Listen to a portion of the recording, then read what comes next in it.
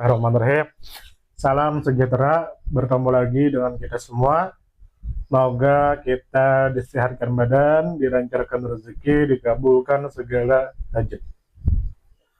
Selamat datang di ruang cerita. Kembali kita akan menceritakan pengalaman pribadi atau pengalaman orang lain yang bisa kita ambil manfaatnya.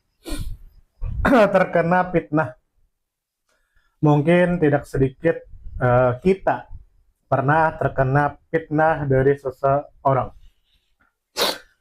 Berbagai macam cara orang itu memfitnah kita, baik dia menuduh kita atau menyebarkan kabar buruk yang tidak benar tentang kita.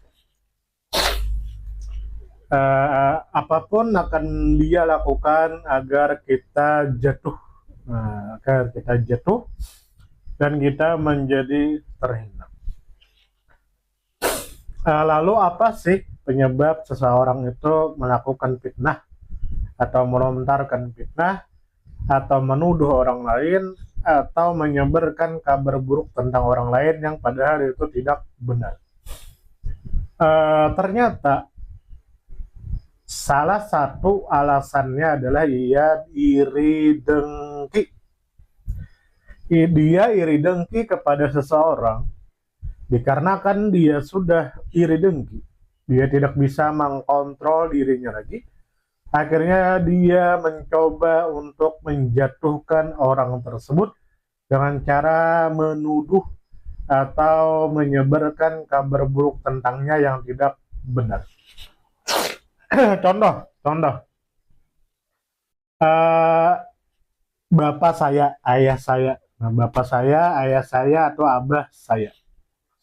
Dulu, waktu abah saya itu masih bujangan, belum menikah, abah saya atau bapak saya itu cerita kepada saya bahwa bapak saya dulu itu pernah dituduh punya tuyul.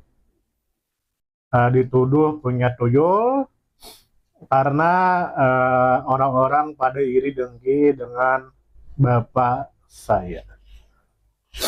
Sebab bapak saya dulu itu mendapat pinjaman dari salah seorang yang dihormati di kampung ini, lalu uangnya itu digunakan untuk usaha.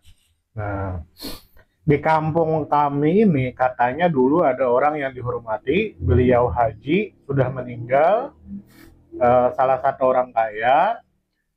Banyak orang yang hutang kepada beliau, tapi hutangnya itu bukan untuk usaha.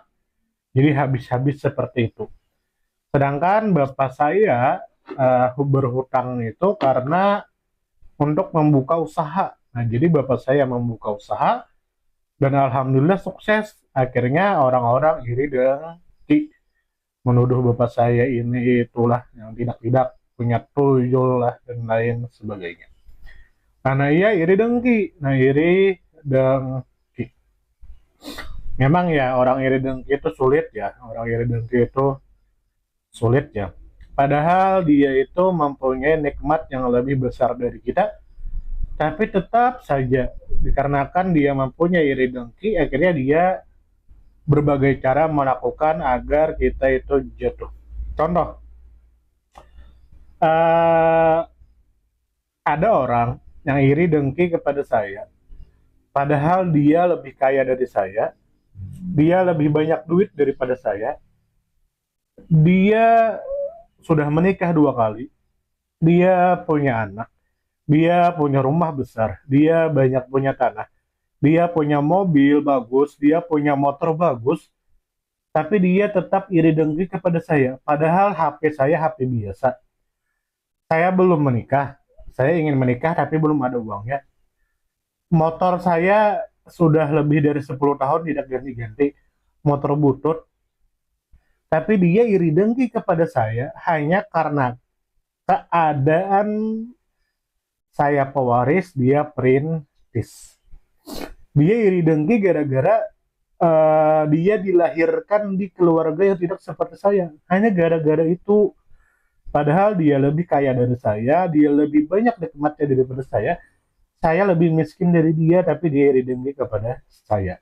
Dan itu dibuktikan dengan perkataan dia kepada saya. Dia langsung mengatakan di hadapan saya, Dayat kamu enak, orang tua meninggal dapat ini itu. Coba aku tidak ada.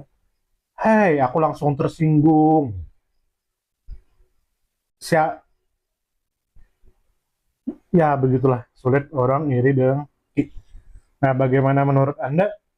Silakan tulis di kolom komentar. Siapa tahu Anda pernah terkena fitnah, pernah dituduh, pernah dilontarkan kabar buruk yang tidak benar.